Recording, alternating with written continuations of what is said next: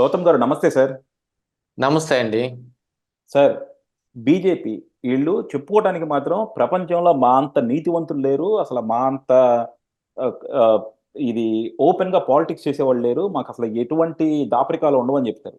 కానీ అవును. వీళ్ళు చేసేయన్నీ గూడా దొమ్మర పనులే. మనం చూస్తుంటాం గదా! ఆంధ్రప్రదేశ్‌లో చూస్తే ఈళ్ళు తెరానక వైఎస్ఆర్‌సీపీతో పొత్తు పెట్టుకొని వాళ్ళు చేస్తున్న రచ్చ మనం చూస్తూనే ఉన్నాం. అలాగే హ్మ్. ఇప్పుడు నితీష్ కుమార్ ఉన్నాడు సార్. ఆ నితీష్ కుమార్‌తో బీజేపీ ఇవాళ పొత్తులో ఉంటది. రేపు పొత్తులో ఉండదు. మళ్ళా ఎల్లుండి పొత్తులో ఉంటది. తర్వాత పొత్తులో ఉండదు.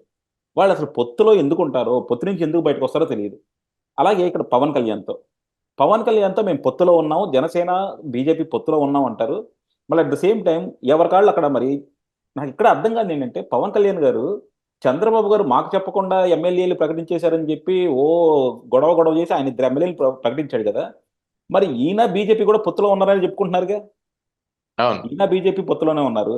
మరక్కడ వైజాగ్‌లో ఆయన రాజు గారు ఆయన ప్రచారం మొదలెట్టేశారు. మరి దాని మీద ఎందుకు విమర్శించడు ఆయన? అసల ఈ పవన్ కళ్యాణు, ఈ నితీష్ కుమారు ఇలాంటి నిలకడ లేని రాజకీయ నాయకులతో ఈళ్ళతో ఎందుకు ఎప్పుడు బీజేపీ ఎనకాలుండి నడిపిస్తుందా? లేపోతే నాటకమే బీజేపీ ఆడుతుందా? లేకపోతే బీజేపీ అక్కడ మిగతా పార్టీలతో పడలేక ఈళ్ళిద్దరూ ఎప్పుడొచ్చినా వాళ్ళని తీసుకుంటా ఉంటుందా? అసలు ఈ ట్రయాంగిల్ ఏంటి సార్ అసల? బీజేపీకి ప్రతి చోట ఇలాగే ఉంటదనమాట. మనం తెలంగాణలో చూసుకున్నా సరే పవన్ కళ్యాణ్‌తో పొత్తన్నారు. ఎలక్షన్స్ అయిపోయినాక ఇంక పొత్తు లేదంటున్నారు. ఏంటసల? అంటే జనాల్లో మరీ అంత ఎర్రిబాగులోళ్ళు, పిచ్చోల్లా కనపడతా ఉంటారా వీళ్ళకి? బీజేపీ పెద్ద అవకాశవాద పార్టీ అండి. అది అంటే ఇంతకు ముందున్న బీజేపీ తోటి పోల్చుకొని చెప్పకూడదు. హుహు. ఎందుకంటే వాజ్పేయి ఉన్నప్పుడున్న బీజేపీ వేరు. నరేంద్ర మోడీ వచ్చిన తర్వాత బీజేపీ వేరు. వాజ్పేయి గారున్నప్పుడు ఈ మన ఆంధ్రప్రదేశ్ రాష్ట్రం నుంచి చంద్రబాబు నాయుడుతో పొత్తులో ఉండేవారు. అప్పుడు వాజ్పేయి చెప్పిన మాటే, the most reliable friend in NDA is mister Chandrababu Naidu అని. చంద్రబాబు నాయుడు అత్యంత నమ్మకస్తుడైన స్నేహితుడు అని. అలాంటిది నరేంద్ర మోడీ రాగానే ఆ స్నేహం చూడండి సంక నాకిపోయింది. అలాగనే చేస్తారు. అది వాళ్ళ అలవాటు. ఎన్‌డీఏలో బీజేపీని నమ్ముకొని వచ్చి ఎన్‌డీఏలో జాయిన్ అయ్యి ఆ పార్టీతో కలిసి ఉన్న వాళ్ళందరూ ఈరోజు ఎక్కడికెళ్ళిపోయారు? లేకుండా ఎందుకు పోయారు అనంటే, ఎవరు పోయేవాళ్ళు గాదు. మొత్తాన్ని పంపించటానికి వీళ్ళే ముడ్డి కింద మంట బెట్టి, పుల్లలు బెట్టి, వాళ్ళ పార్టీని చిన్నాభిన్నం జేస్తంటే, వాళ్ళ అస్తిత్వాన్ని కాపాడుకుంటానికి పారిపోయారు. ఎన్‌డీఏలోంచి పారిపోయారు.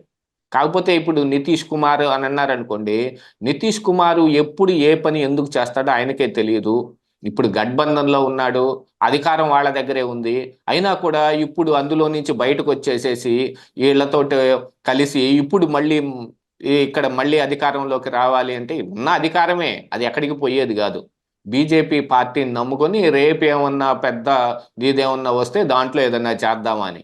బీజేపీ అంత దూరం ఎందుకు చేయనిస్తుంది? బీజేపీ ఆయనకు గూడా పుల్లలు పెట్టిద్ది.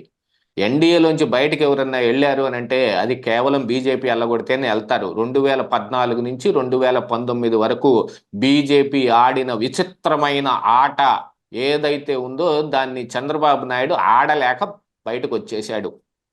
ఈ ఒక్క రూపాయి విదల్చకుండా రాజధానిని డివైడ్ చేసిన తర్వాత ప్రత్యేక హోదాని ఎగ్గొట్టి ప్యాకేజ్ అని మళ్ళీ స్పెషల్ పర్పస్ వెహికల్ పెట్టుకొని ఆ అప్పు మొత్తాన్ని లేకపోతే ఆ బడ్డెన్ మొత్తాన్ని ఆంధ్రప్రదేశ్ రాష్ట్రం నెత్తిన వెయ్యాలని అనుకుంటే దాన్ని కూడా దాటుకుని దాన్ని కూడా పడనీయకుండా చేసితే వాళ్ళు ఒక 1000 కోట్లు ఏదో ఆ నరేంద్ర మోడీ వచ్చిపోయిన పాపానికి 1000 కోట్లు ఇదిలిస్తే దాంతో ఇక్కడ మౌలిక సదుపాయాలు కల్పించుకోవటం మిగతాది ఈయన సొంతగా వేరే ప్లాన్లు వేసుకొని సింగపూర్ కంపెనీలను తెచ్చుకొని లేకపోతే వాళ్ళతోటి ఒప్పందాలు పెట్టుకొని రైతులకు ఒక్క రూపాయి కట్టే పని లేకుండా వాళ్ళని అందరినీ ఒప్పించుకొని చేసుకున్నాడు కాబట్టి ఈరోజు అమరావతి ఈ స్థాయిలోనైనా ఉంది.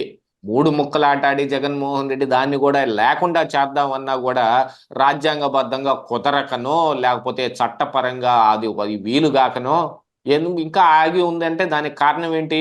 చంద్రబాబు నాయుడు దా అమరావతిని ఏర్పాటు చేయటంలో ఉన్న రాజ్యాంగ నిబద్ధత, చట్ట నిబద్ధత. దీనికోసమే ఇంకా అమరావతి నిలబడి ఉంది. అసలు బీజేపీ పార్టీ లీడ్ చేస్తున్న నరేంద్ర మోడీ ఆర్భాటంగా చెప్పుకున్నాడు డొలేరో సిటీ అని. ఎక్కడ పోయిందో తెలీదు. మధ్యలో వచ్చిన రామ్ మందిర్ పూర్తయిపోయింది. దాంట్లో రాముడి విగ్రహాన్ని ప్రతిష్ఠించారు. ఇప్పుడు రామనామ జపం చేస్తూ ఇప్పుడు మళ్ళీ ప్రజల ముందుకు వెళ్ళిపోతున్నారు, అందులో కూడా సక్సెస్ అయ్యేలాగానే కనిపిస్తా ఉన్నారు. అయినా కూడా ఇప్పుడు నితీష్ కుమార్ లాంటి వాళ్ళతో ఎందుకు వస్తుంది అని అంటే, గతంలో నాకు అందిన కొంచెం ఇన్ఫర్మేషన్ ప్రకారంగా అటు ఎన్డీఏ కూటమికి కానీ ఇటు ఇండియా కూటమికి కానీ ఎవ్వరికి సరైన ఇది వచ్చే మెజారిటీ వచ్చే ఆస్కారం లేకుండా కనిపిస్తుంది అనే దానికి ఇది ఊతమిస్తోంది. నితీష్ కుమార్ని పుల్లబెట్టి ఇటు లాగాల్సిన పని ఏం వచ్చిందంటే, లాగకపోతే నితీష్ కుమార్ ఎందుకు వస్తాడు చెప్పండి? నితీష్ కుమార్కి ఏ ఆశలు కల్పించకపోతే ఎందుకు వస్తాడు చెప్పండి? ఏం రాడు. ఇక్కడ చంద్రబాబు నాయుడిని ఇక లేకుండా చేయటానికి చిట్ట చివరికి అరెస్ట్ కూడా పాల్పడ్డారు. దాని వెనుకీత బీజేపీ హస్తం ఉంది అని తెలుగు మాట్లాడే ప్రజలందరూ గట్టిగా విశ్వసిస్తూ ఉన్నారు ఈ రోజుకి అని అంటే, దానికి కారణం ఏంటి? ఈ చివరి ప్రయత్నంలో కూడా చంద్రబాబును లేకుండా చేస్తే, టీడీపీ పార్టీని లేకుండా చేస్తే, జగన్ ఏముంది మన చెప్పు చేతల్లో ఉంటాడు, అతని పిలక మన చేతిలో ఉంది, ఆడిచ్చినట్టు ఆడించవచ్చు. సిబిఐ అని పేరు చెప్పగానే నిద్రలో కూడా ఉలిక్కిపడి లెగుస్తాడు జగన్మోహన్ రెడ్డి. అలాంటిది వాళ్ళు ఇంటి గోడ పక్కన నుంచొని సిబిఐ సిబిఐ అని అరిచారు అనుకోండి, జగన్మోహన్ రెడ్డి పరిగెత్తుకుంటా వచ్చి వాళ్ళ కాళ్ళ దగ్గర వాలిపోతాడు. అందుకేగా ఇలాంటి వాటిని అవకాశవాద రాజకీయాలను మొత్తాన్ని పెంచి పోషిస్తారు. అది నరేంద్ర మోడీ, అమిత్ షాల మంత్రాంగం. వాళ్ళకి చేతనైంది అదే. వాళ్ళకి వచ్చింది రాజకీయం అనరు, వాళ్ళు చేసేదాన్ని మంత్రాంగం అనాలి. యంత్రాంగంలో దాన్ని ఏదన్నా బాగా చేద్దామనే ఉద్దేశాలు ఉండవు.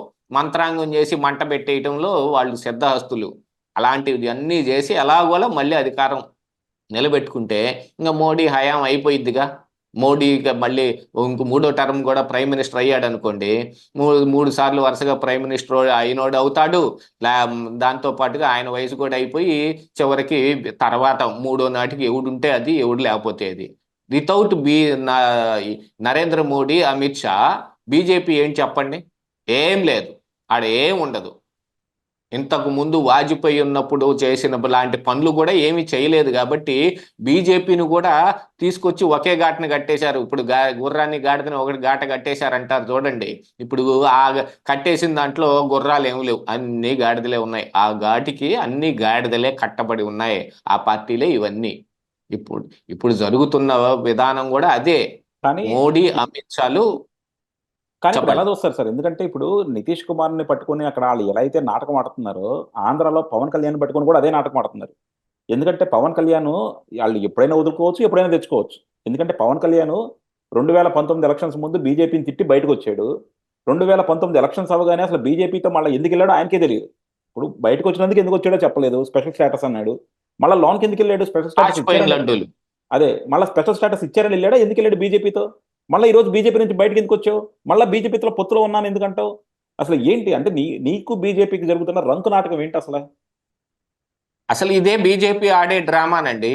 ఈ పవన్ కళ్యాణ్ తోటి వాళ్ళకి ఒక్క రూపాయి ఉప్పు ఉపయోగం లేదు. కాకపోతే అంతకు మించిన వేరే అవకాశం కూడా వాళ్ళకి బీజేపీకి ఆంధ్రప్రదేశ్ రాష్ట్రంలో లేదు. చంద్రబాబు నాయుడుతో పెట్టుకుంటే ఏం జరిగిద్ది అనేది వాళ్ళకే తెలుసు.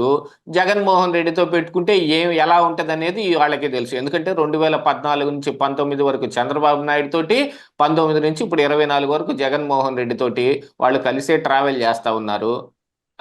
అదేమో అఫీషియల్ గా పొత్తులాగా ఉండేది, ఇది అన్అఫీషియల్ గా ఉండేది. అదే ఇప్పుడు చెబుతారు చూడండి, పెళ్ళయి ఒకే ఇంట్లో కాపురం చేస్తున్న మొగుడు పెళ్ళాలు, లేకపోతే కో లివింగ్ అని పేరు చెప్పుకొని కాపురం చేస్తున్న ఒక బాయ్ ఫ్రెండ్, గర్ల్ ఫ్రెండ్. అలాగనే ఇప్పుడు అంతే కదా చేస్తుంది. ఏం జరిగినా కాపురం ఒకటేగా. అది పవన్ కళ్యాణ్ గారికి బాగా ఇష్టం. వంటింట్లో వంటే వండుతారు, బెడ్రూమ్ లో కాపురమే చేస్తారు. అదేగా జరుగుతుంది. పేర్లు ఏం పెట్టుకున్నా గానీ. ఇప్పుడు జగన్మోహన్ రెడ్డి తోటి, అప్పుడు చంద్రబాబు నాయుడు తోటి. లివ్ ఇన్ రిలేషన్ అంటే పవన్ కళ్యాణ్ గారికి బాగా ఇష్టం. సో ఆయన ఎక్స్ప్లోర్ చేస్తూ ఉంటారు. ఇప్పుడు ఇదేంటంటే ఎక్స్ట్రా మ్యారిటల్ ఎఫైర్ అనే దాన్ని ఒకటి పెట్టుకొని ఉంటారు. అతనితోటి వాళ్ళకి ఏం ఉపయోగం లేకపోయినా కూడా ఎక్కడొక చోట ఏదో ఒక ట్రంప్ కార్డు కింద వాడటానికి వాళ్ళని చూస్తూ ఉంటారు. ఆ ట్రంప్ కార్డు ఇంతకు ముందు చూసాం మనం. 2019 ఎన్నికల ముందు ఏం జరిగింది? ఒక పుకారు ఒకటి వచ్చింది. గవర్నర్ నరసింహన్ దగ్గర వైఎస్ జగన్మోహన్ రెడ్డి పవన్ కళ్యాణ్ భేటీ అయ్యారు. ఆ భేటీలో ఇద్దరి మధ్య సయోధ్య కుదిర్చే విధంగా ఆ, చంద్రబాబు నాయుడిని ఎలాగలా దింపేసేయటానికి, వాళ్ళిద్దరి మధ్య సయోధ్య కుదర్చడానికి వీలుగా అంటే ఇప్పుడు మాట్లాడిన ఇదే మాట, దిక్కుమాలిన మాట ఒకటి ఉంటుంది, సగం సీఎం సీటు లేదా 2.5 సంవత్సరాలు సీఎం. ఈ మాట అప్పుడే మాట్లాడితే జగన్మోహన్ రెడ్డి ఒక్క నిమిషం కాదు కదా, ఒక్క సెకను కూడా నేను సీఎం ఎవడికి ఇయ్యను. దాంతో పాటుగా ఇప్పుడు పొత్తు అవగాహన అన్నారు చూడండి, ఆ అవగాహన కూడా ఉండదు. ఏం 2014లో చంద్రబాబు నాయుడికి బేషరతుగా బయట నుంచి నా మద్దతు ఈయనకే అని అన్నాడు చూడండి, అలా ఇచ్చేటట్టయితే మద్దతు, లేకపోతే నా ప్లాన్లు నాకుండే, నాది నేను చూసుకుంటాను అన్నాడు. ఆ పొత్తు కుదరలేదు, అందుకని పవన్ కళ్యాణ్ని వదిలేసేశారు బీజేపీ కూడా. పవన్ కళ్యాణ్ కూడా ఈ జరిగిన కొత్తల్లో వీటన్నిటికీ హర్ట్ అయ్యాడో మరేమయ్యాడో, బీజేపీని కూడా పాచిపోయిన లడ్డూలు, లేకపోతే బూజు పట్టిన చెడ్డీలు అని ఇట్లాంటి మాటలు మాట్లాడి సొంతగా పోటీ చేసుకున్నాడు. ఏం జరిగిందో అందరికీ తెలుసు. మళ్ళీ పవన్ కళ్యాణ్ కూడా చాలా అవసరాలు అవకాశాలు కావాలి, ఉన్నాయి. అతనికి సీఎం సీటుతో పాటుగా అప్పట్లో ఒక పుకారు కూడా వచ్చింది, ఒక పెన్ డ్రైవ్ ఏదో ఒకటి ఉంది, ఆ పెన్ డ్రైవ్ వెళ్ళి వాళ్ళ దగ్గర ఇరుక్కుపోయింది, దాన్ని చూసి పవన్ కళ్యాణ్ వణికిపోతున్నాడు అని పుకారు రాలేదా? అటన్నిటికీ బేస్మెంట్ ఏంటి? అసలు ఏమీ చెయ్యకపోయినా కూడా బీజేపీని ఒక్క మాట కూడా అనకుండా, బీజేపీని కూడా ఏమనకుండా, నిన్న పవన్ కళ్యాణ్ నేను టీడీపీ చేసిన ఈ పనికి నేను హర్ట్ అయ్యాను అన్నాడు చూడండి. అసలు ఈ పని బీజేపీ ఎప్పుడో చేసింది కదా. ఇతన్ని కన్సల్టేషన్ తీసుకోకుండా వాళ్ళ పార్టీని వాళ్లే అభ్యర్థిని నిలబెట్టుకోసుకొని బై ఎలక్షన్లు జరిగినప్పుడు ఏం జరిగిందండి? పవన్ కళ్యాణ్ని కన్సల్ట్ చేసి పవన్ కళ్యాణ్ని ఒప్పించి వాళ్ళు ఏమైనా సీటు ప్రకటించారా? బుద్ధుండాలి, సిగ్గుండాలి పవన్ కళ్యాణ్కి కూడా. ఆ రోజు చేయని పని ఈ రోజు వీళ్ళు చేశారని వీళ్ళ మీద మాత్రం ఎగిరి పడుతున్నాడు చూడండి. కాకపోతే ఇక అది ఆయన సొంత ఇష్టం, ఏమి మాట్లాడుకుంటాడో ఏమి వాక్కుంటాడో అది ఆయన చూసుకుంటాడు. లేక ఆయన ప్రజలు ఏం కావాలంటే ఇంకా వాళ్ళు అది చేస్తారు. 19లో ఏం చేశారో తెలుసు, ఇప్పుడు ఏం జరిగిద్దో తెలుసు. ఇప్పుడు కూడా నేను చెబుతున్నాను, నాకున్న అవగాహన ప్రకారంగా పవన్ కళ్యాణ్ ఒంటరి పోరుకు వెళ్ళాడు అనుకోండి, గతంలో వచ్చిన 7% ఓట్లు కూడా రావు, అది కన్ఫామ్. అందుకనే అది పవన్ కళ్యాణ్ భయపడి ఇంకా పొత్తుల కోసమే పరిగెత్తా ఉన్నాడు. అందున బీజేపీ తోటి పొత్తు ఇంకా వదులుకోలేదు. ఇప్పుడు కాదు చూడండి, జనసేన పార్టీని తీసుకెళ్లి బీజేపీలో మెర్జ్ చేసైనా, లేకపోతే జనసేన రేపటి నుంచి రద్దు అని ప్రకటించైనా సరే ఊరుకుంటాడు తప్ప, బీజేపీని ఆ చివరి నిమిషం వరకు ఒక మాట అండు వాళ్ళతోటి పొత్తులోనే ఉంటాడు. అందులో ఇప్పుడు నిజంగా బీజేపీని కనుక విమర్శించాలంటే తెలుగుదేశాన్ని విమర్శించాలి, పవన్ కళ్యాణ్ని విమర్శించాలి, వైఎస్ఆర్సీపీని విమర్శించాలి. ఇంత స్ట్రాంగ్ వేవ్ ఉండి జనాలందరూ కూడా బాబు గారు లాంటి నాయకుడు కావాలి, ఎందుకంటే ఆంధ్రప్రదేశ్ మళ్ళా రీబిల్డ్ చేయాలని అందరూ ఎదురు చూస్తున్నప్పుడు కూడా ఇంకా ఆయన పవన్ కళ్యాణ్ కోసం లేకపోతే బీజేపీ కోసం ఆయన ఎందుకు చూస్తున్నారో అర్థం కాదు, బీజేపీ మీద ఎందుకు స్టాండ్ తీసుకోరో అర్థం కాదు, పవన్ కళ్యాణ్ పొత్తు ఎందుకు అవసరమో వాళ్ళకి అర్థం కాదు. సో ఎందుకంటే మీరు ఇందాక అన్నట్టు ఏంటంటే పవన్ కళ్యాణ్ గారు ఒంటరికి వెళ్తే ఆ 7% సీట్లు కూడా రావు, 7% ఓటింగ్ కూడా రాదు, పోయినసారి వచ్చిన సీటు కూడా రాదు ఆయనకి. సో అలాంటి ఆయన్ని పవన్ కళ్యాణ్ ఒక ఒక బ్యాగేజ్ ని చంద్రబాబు గారు క్యారీ చేయడమే కాకుండా ఆయన్ని నమ్ముకున్న తెలుగుదేశాన్ని నమ్ముకున్న నాయకులకు కూడా ఆయన ఇబ్బంది చేస్తున్నారు. చూద్దాం ఇది రేపు పొద్దున ఎలక్షన్స్ దాకా ఎలా వెళ్తుందో. ఇదే కనుక ఇలాగే ఉండి ఈ అనవసరంగా ఈ పవన్ కళ్యాణ్, చంద్రబాబు, లేదంటే ఈ పక్కన నాగబాబు వీళ్ళందరూ కూడా ఒకళ్ళ మీద ఒకళ్ళు విమర్శించుకునే కన్నా ఎవరి కాళ్ళు పోటీ చేసుకొని ఎవరి సత్తాలు చూపించుకుంటే నయ్యం అది. థ్యాంక్ యూ అండి, థ్యాంక్ యూ వెరీ మచ్.